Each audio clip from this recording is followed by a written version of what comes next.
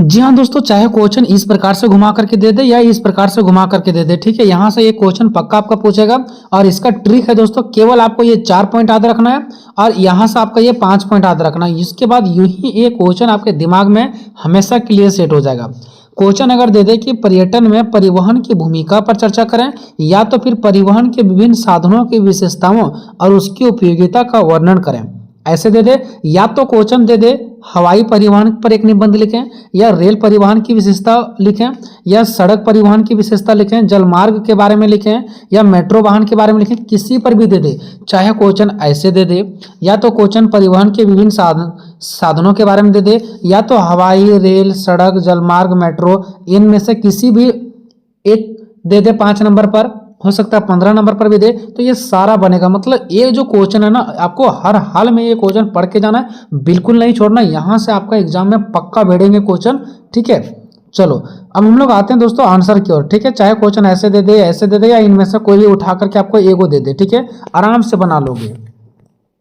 सबसे पहले देखते हैं दोस्तों भूमिका, ठीक है। तो पर्यटन और परिवहन, पर्यटन क्या होता है दोस्तों, जैसे कि मान लो कि कोई ऐसा जगह है जहां पर घूमने लायक है तो पर्यटन स्थल हो गया।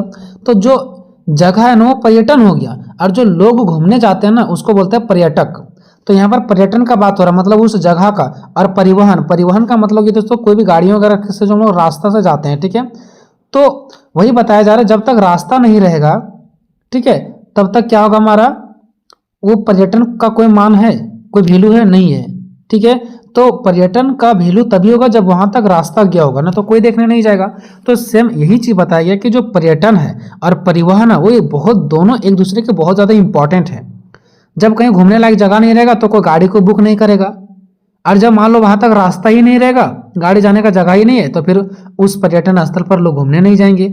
तो पर्यटन और परिवहन एक ही सिक्के के दो पहलू है। मतलब जैसे एक सिक्का में हेड होता है, एक सिक्का में टेल होता है। हेड के बिना टेल नहीं, टेल के बिना हेड नहीं, वैसे ही पर्यटन के बिना परिवहन नहीं, परिवहन के बिना पर्यटन नहीं। बिना बेहतर परिवहन का, मतलब बिना अच्छा रास्ता का, बिना अच्छा गाड़ियों का पर्यटन की कल्पना करना लगभग असंभव है। मतलब पर्यटन पर घूमने का कल्पना करना, सोचना बिल्कुल क्या है, गलत है। परिवहन न केवल पर्यटकों को एक स्थान से दूसरे स्थान तक पहुंचाता है। परिवहन मतलब वही गाड़ियां रास्ता के माध्यम से जो जाती है, परिवहन मतलब सीधा सीधी समझो गाड़ी, ठीक है। तो परिवहन जो है ना वो केवल पर्यटकों को, यानी कि जो लोग घूमने के लिए जाते हैं ना, उसको सिर्फ एक जगह से दूसरे जगह पहुंचाने का काम नहीं करती है, बल्कि यह पूरे यात्रा को, यानी जहां जहां वो घूमना चाहते हैं उस पूरे यात्रा को अनुभव भी कराते हैं, घुमाते भी हैं, दिखाते भी हैं और यादगार भी बनाते हैं। लोग घूमते हैं, अब मान लो थक जाएंगे, बोलेंगे अब हम नहीं चल पाएंगे, तो वो देख पाएंगे कि वो बैठ जाएंगे, नहीं देख पाएंगे। तो कहीं ना कहीं जो अच्छा वाहन होता है ना, अच्छा परिवहन होता है ना, वो लोगों को एक जगह से दूसरे जगह पहुंचाते भी हैं, शेयर करवाते हैं, वहाँ के नज़ारा दिखाते हैं, आनंद दिलाते हैं, यादगार बनाते हैं, ठीक है। देखते हैं पर्यटन में परिवहन की भूमिका, यानी कि गाड़ियों की क्या भूमिका होती है। जब गाड़ियां नहीं होगा तो लोग घूमने के लिए नहीं जाएंगे पर्यटन स्थल पर, ठीक है। सबसे पहला है इसका भूमिका पहुंच, बहुत जल्दी हम लोग पहुंच जाते हैं जहां भी पहुंचना हो। आर्थिक विकास में योगदान, ग्रामीण का विकास और समय में सुविधा, यही सब चीज़ मैंने आपको बोला था याद करने के लिए, ठीक है। पर्यटन में परिवहन की भूमिका में केवल ये 4 पॉइंट याद रखना है, और जब पढ़ेंगे परिवहन के विभिन्न साधनों और विशेषताओं और उसकी उपयोगिता, तो इसमें केवल आपको 5 पॉइंट याद रखना है, ठीक है। तो चलिए दोस्तों, ये चारों पॉइंटों के बारे में एक एक करके हम लोग क्या करते हैं, चर्चा करते हैं। ये चारों पॉइंट क्या है, पर्यटन में परिवहन की भूमिका। सबसे पहला भूमिका है पहुँच। परिवहन का सबसे प्राथमिक कार्य किसी गंतव्य का मतलब ये दोस्तों जिस जगह पर हम पहुंचना चाहते हैं, यानी प्राथमिक कार्य क्या है कि किसी गंतव्य को सुलभ बनाना, यानी कि उसकी यात्रा को सुलभ बनाना, ठीक है।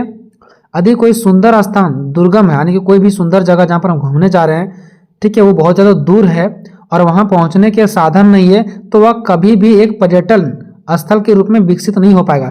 तो वो जगह कभी भी ना घूमने लायक फेमस नहीं हो पाएगा जब तक वहाँ पर जाने की जगह नहीं हो, जाने की रास्ता ना हो।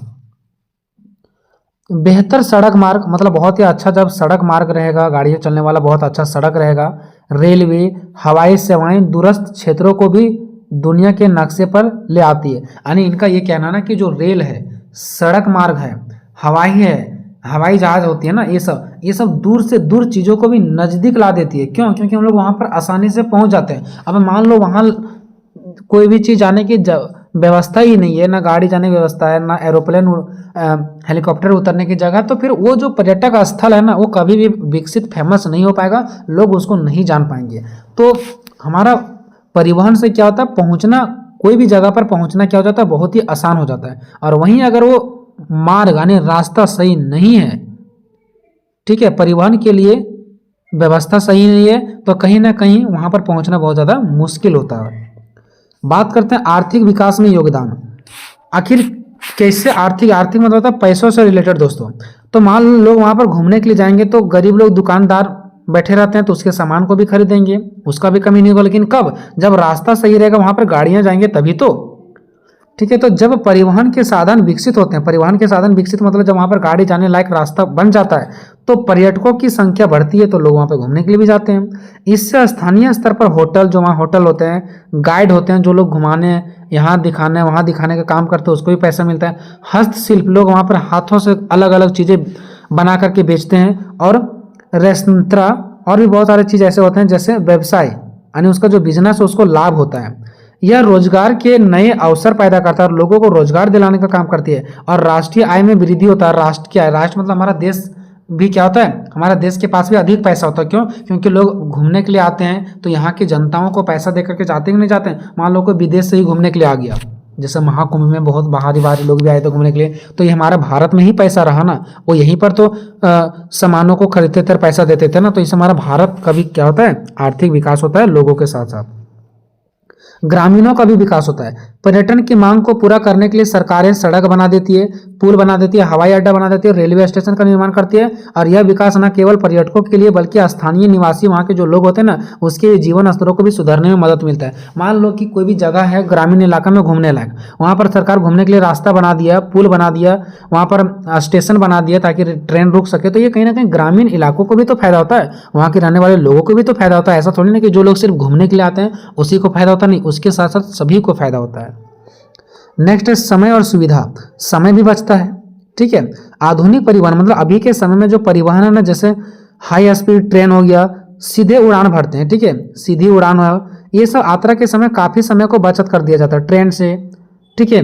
तो ये सब के माध्यम से क्या होता है, समय बचत होता है। और अब पर्यटक कम समय में अधिक स्थानों का भ्रमण कर सकते हैं। मतलब जो भी लोग घूमने के लिए जाते हैं वो बहुत ही कम समय में बहुत ही अच्छे अच्छे जगह और बहुत ज़्यादा जगहों पर वो घूम के आसानी से लौट जाते हैं।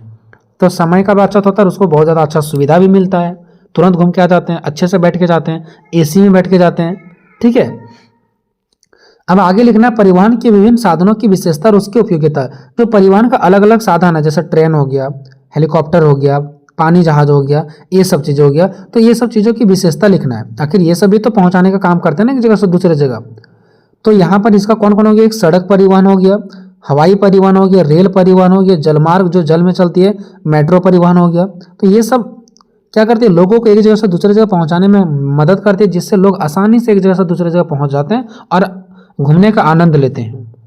सड़क परिवहन, सड़क परिवहन कम दूरी के लिए परिवहन का बहुत ही महत्वपूर्ण साधन है। अगर छोटा छोटा जगह पर जाना है, 10 किलोमीटर, 5 किलोमीटर, 4 किलोमीटर, तो यहाँ से वहाँ जाने के लिए आपका सड़क परिवहन जैसे कार, टैक्सी, टेम्पो, टोटो, ये सब क्या इंपॉर्टेंट होते हैं। यह देश के लोगों और जगहों को जोड़ता है। जो सड़क परिवहन होता है ना, कोई भी गाड़ी हो, ये लोगों को और जगहों को जोड़ता है। जैसे हम यहाँ पर हमको 7 किलोमीटर के आगे जाना है, तो हमको गाड़ी क्या करेगी, यहाँ से उठाएगी और वहाँ पहुँचा देगी। तो जगहों को और लोगों को एक दूसरे से जोड़ने का काम करता है, मिलवाने का काम करता है। यह बाजारों को, सांस्कृतिक केंद्रों को, धार्मिक स्थलों और ऐतिहासिक स्थलों, गांवों और शहरों को राष्ट्र की मुख्य धारा से जोड़ती है। देखो, अब जो सड़क परिवहन होता है ना, वो छोटे छोटे सड़क पर जो गाड़ियाँ चलती है ना, वो क्या करती है, छोटे छोटे जगहों से, या तो फिर कहीं मंदिर है, कहीं धार्मिक स्थल है, कोई ऐतिहासिक स्थल है जो घूमने लायक है, तो उन जगहों से होते हुए उस जगह को राष्ट्र मार्ग यानी कि मेन जो रोड होता है ना, बड़े बड़े रोड, उससे जोड़ा जाता है।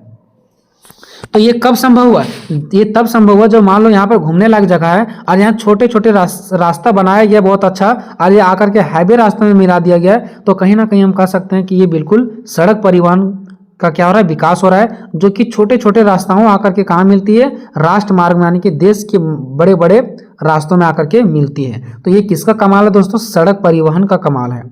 विभिन्न प्रकार के सड़क, अलग अलग प्रकार के सड़क वाहन, जैसे टैक्सी हो गया, ठीक है, कार हो गया, टैक्सी हो गया, कोच हो गया, बस हो गया, जीप हो गया, ये सभी रेल, हवाई और जल परिवहन को एक दूसरे से जोड़ते हैं। मतलब देखो, मान लो कि रेलवे स्टेशन यहाँ पर है, तो यात्री लोग वहां पर जाएंगे कैसे? तो ये सबको जोड़ने के लिए छोटे छोटे कार, बस की ही सहायता लेना पड़ता है। मान लो कहीं हवाई अड्डा पर जाना, जहाज बैठने के लिए, तो यहाँ पर भी जाने के लिए हवाई आपको गार्ड से नहीं ना उठा के लेके जाएगा, यहाँ पर भी आपको छोटे छोटे रास्ते से यहाँ होकर के आना पड़ेगा, छोटे छोटे गाड़ियों का प्रयोग करना पड़ेगा। ठीक है, तो सब परिवहन एक दूसरे से जुड़े हुए हैं और सभी परिवहन के विकास से ही हमारा परिवहन का क्या होता है? विकास होता है।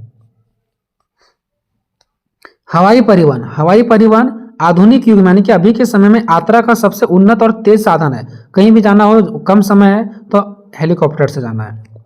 यह परिवहन का सबसे तीव्र साधन है, मतलब ये बहुत तेजी से चलता है। ठीक है, जो दूरी सड़क या रेल से तय करने में दिन लग जाते हैं, मतलब कहीं दूर सड़क है तो उसमें जो तय करने में जहाँ पर दिन लग जाता है ट्रेनों से, वह हवाई मार्ग से उसे कुछ ही घंटों में पूरा कर दिया जाता है, कुछ ही पलों में वहां पर पहुंचा दिया जाता है। विमानों के लिए ऊंचे पहाड़, अब देखो मान लो जो विमान हमारा उड़ती है, हेलीकॉप्टर है, ये सब जो उड़ती है ऊपर में, वो पहाड़, घने जंगल, रेगिस्तान या विशाल महासागर कोई भी बाधा नहीं बनते, या सीधे एक बिंदु से उड़ते हैं और दूसरे बिंदु तक उड़ान भर जाते हैं। देखो जो हेलीकॉप्टर उड़ते हैं, जो हवाई परिवहन, मतलब जो भी कुछ ऊपर में उड़ते हैं ना, हमारा कोई भी विमान जो ऊपर उड़ता है उसमें अंधेरा है, बरसात है, पानी है, रास्ता में गड्ढा है, इससे कोई मतलब नहीं है। ये सीधे एक बिंदु से उठते हैं और दूसरा बिंदु यानी दूसरा हवाई अड्डा पर जाकर के पहुंचा देते हैं। ये नहीं कि रास्ता खराब है तो हम धीरे धीरे जाएंगे। रास्ता, गर्मी, बरसात, पानी, आंधी तूफान, इसको कोई नहीं रोक सकता है। अन्य साधनों की तुलना में इसका परिचालन और रखरखाव बहुत ही अधिक खर्चीला होता है। मतलब हेलीकॉप्टर वगैरह जो भी ऊपर उड़ता है उसको रखरखाव, खर्चा, टिकट, ये सब बहुत ही ज़्यादा महंगा होता है, यानी अधिक खर्चे होते हैं, जिसके कारण इसका किराया भी अपेक्षाकृत ज़्यादा होता है। इसी के कारण इसका किराया भी क्या होता है? अधिक होता है। विदेशी पर्यटकों के लिए हवाई मार्ग की प्राथमिक विकल्प होता है। विदेशी पर्यटक मतलब जो एक देश से दूसरे देश कहीं घूमने के लिए जाते हैं, कोई भी जगह पर जाते हैं, तो उसके पास एक मात्र विकल्प होता है ट्रेन वगैरह का सहायता नहीं, बल्कि हेलीकॉप्टर का ही सहायता, मतलब हवाई मार्ग का, मतलब ऊपर में उड़ने वाला कोई भी हेलीकॉप्टर ले लो, ठीक है, एरोप्लेन ले लो, कोई भी चीज़।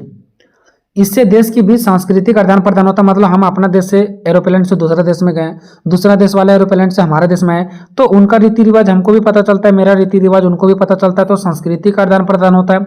इसी के साथ विदेशी मुद्रा मतलब विदेशी पैसा भी हमारा आता है। मान लो विदेशी लोग भारत में घूमने आए तो भारत में पैसा आ जाएगा विदेश वाला, अगर हम दूसरे देश में घूमने चल गए तो हमारा पैसा उसके देश में चला जाएगा। तो ये सब भी आना जाना लगा रहता है। किसके माध्यम से ये संभव हो सका? ये हमारा हो सका हवाई मार्ग।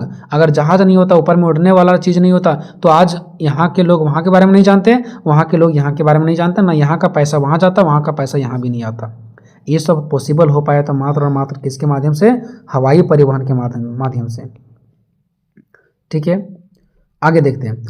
प्राकृतिक आपदा, चाहे बाढ़ आ जाए, भूकंप आ जाए, उस समय राहत सामग्री, मतलब कोई लोग बाढ़ में फंसा हुआ है तो उसको उठाना है वहाँ से, या तो कुछ खाने पीने की व्यवस्था उसको देना है, तो वो सब पहुँचाने के लिए लोग फंसे हुए हैं, तो उसको निकालने के लिए हवाई मार्ग का सबसे उपयोगी सिद्ध होता है। उस टाइम हवाई यानी कि विशेषकर हेलीकॉप्टर का सबसे ज़्यादा प्रयोग किया जाता है। फल फूल, सब्जी और दवाइयाँ, ये सब बहुत ही जल्दी खराब होने वाला चीज़ है, तो ये बहुत जल्दी पहुँचाना होता है। तो ऐसे जो उत्पाद है ना, जिन्हें जल्दी पहुँचाना जरूरी होता है, उनके व्यापार के लिए हवाई परिवहन का ही वरदान है, मतलब इसी का सबसे ज़्यादा प्रयोग किया जाता है। नेक्स्ट है दोस्तों रेल परिवहन। तो रेल परिवहन को अक्सर किसी देश की जीवन रेखा कहा जाता है, क्योंकि रेल परिवहन एक ऐसा है जो दिन रात दौड़ते रहती है, इसलिए इसको कोई भी देश की जीवन रेखा कहा जाता है।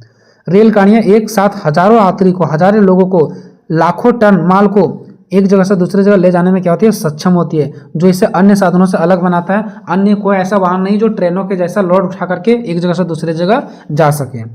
लंबी दूरी की यात्रा के लिए रेल परिवहन सड़क और हवाई मार्ग की तुलना में काफ़ी सस्ता और सुलभ है। मान लो कि आप यहाँ से दिल्ली जाओगे तो आप सड़क परिवहन से जाओगे, ट्रक वगैरह से, टैक्सी से तो बहुत ज़्यादा खर्चीला हो जाएगा। हवाई जहाज से जाओगे तो भी बहुत ज़्यादा खर्चा हो जाएगा, और उसी को अगर रेल से जाओगे ना तो बहुत ही कम खर्चा में आप क्या चल जाओगे? आराम से चल जाओगे, आराम से बैठते खाते पीते चल जाओगे, और सस्ता भी है इसका टिकट। खराब मौसम जैसे कि भारी बारिश हो है, चाहे कोहरा है, तो इसमें भी रेल सेवाएं आमतौर पर सड़क पर परिवहन की तुलना में अधिक विश्वसनीय और सुरक्षित मानी जाती है। मान लो आप टैक्सी से जा रहे हो, बरसात गिर रहा है, वर्षा हो रही है, या तो धुंधला है, तो आपको दिक्कत हो जाएगा, एक्सीडेंट वगैरह का चांसेस बना रहता है। लेकिन ट्रेन में ऐसा कोई भी बनने का चांसेस नहीं होता। हालांकि ट्रेन धीरे चलती है, लेट होती है, बट वहाँ सुरक्षित माना जाता है।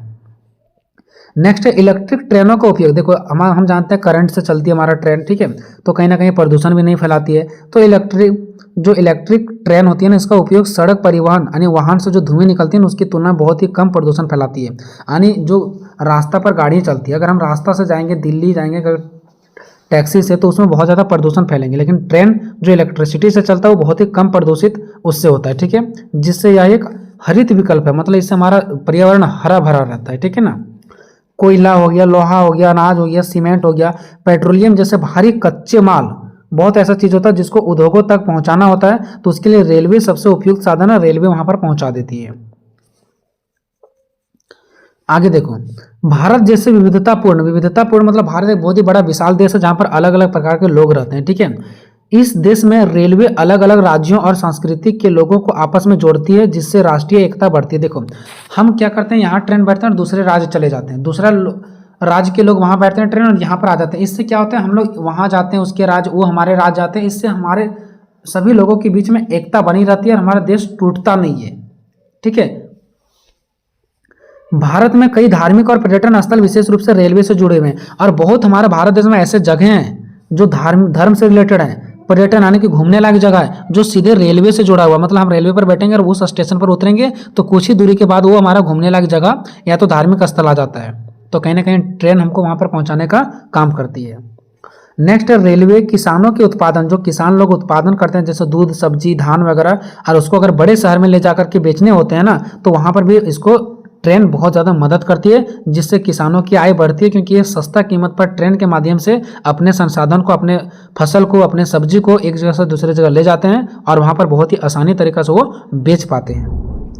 अब आगे और नेक्स्ट दोस्तों, जलमार्ग परिवहन। जलमार्ग मतलब जो पानी में चलती है, जैसे पानी जहाज कह सकते हैं सिंपल भाषा में।